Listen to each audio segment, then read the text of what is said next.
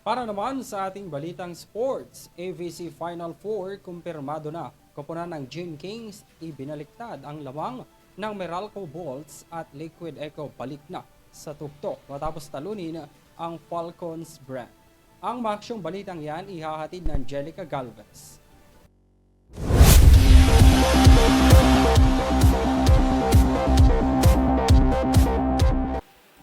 Narito ng maaksyong balita sa mundo ng sports.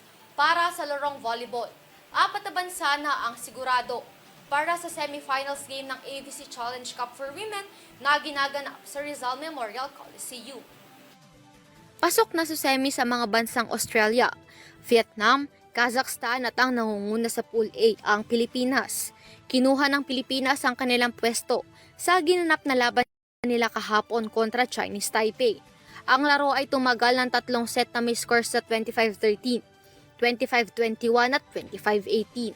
Ibang lakas ang ipinakita ni Ea Laure matapos itong makakuha ng 15 points mula sa kanyang 12 attacks, 2 service aces at sa isang block.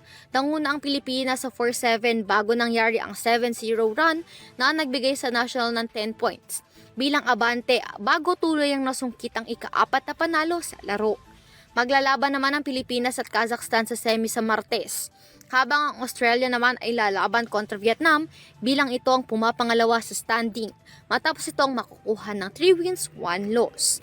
Para naman sa mundo ng basketball, matagumpay na nabawi ng Barangay Ginebra ang kanilang 15-point deficit kontra Meralco Bolts sa PBA Philippine Cup semifinals kahapon na ginaganap naman sa Mall of Asia Arena.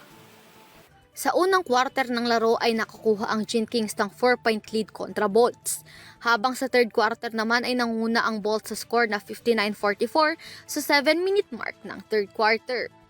Dahil sa 10-0 run na ginawa ng Barangay Ginebra, ay lumiit na lamang ang meron na lamang ang Meralco.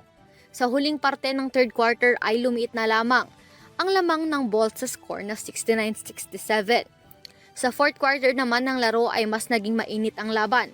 Sa 79-73 score na pinangunahan ng Meralco, ngunit hinabol ito ng Barangay Ginebra matapos ang kanilang 9-0 run.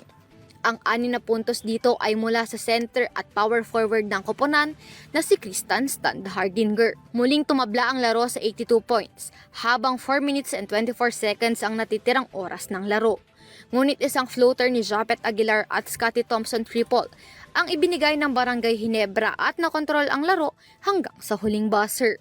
Nagtapos si Stan Hardinger na may 34 points, 10 rebounds at 5 assist, habang may 13 points si Maverick Ahanmisi para sa Ginebra. Si Chris Banchero naman ay may 18 points, 6 na assist at 3 board, habang si Chris Newso ay may 17 points para sa Bolts. Muling magtatapat ang Gene Kings at Bolts sa Miyerkules, May 29. At para naman sa larong Mobile Legends, balik sa tuktok. Yan ang pinatunayan ng Liquid Echo matapos nilang talunin ang Falcons AP Bread sa MPL Finals na ginanap kahapon sa SM South Mall. Hindi nagpakita ng awa ang Echo matapos nitong masungkit ang ikalawa nilang titulo para sa Mid-Season Cup ngayong Hulyo. Nakuha na ngayon ng Echo ang pangalawang titulo sa 3 season matapos ding walisin ang Blacklist International sa kanilang Season 11 finale noong nakaraang taon. Napanalunan ng Liquid Echo ang prize pool na $150,000. Ibabandera rin nila ang rehiyon sa paparating na Mobile Legends Bang Bang Mid-Season Cup 2024 o MSC 2024 kasama ang Falcons AP Bren sa Riyadh, Saudi Arabia. At yan ang mga aksyong balita sa mundo ng sports. Ako si Angelica Galvez. Balik sa inyo, Henry at Vanessa.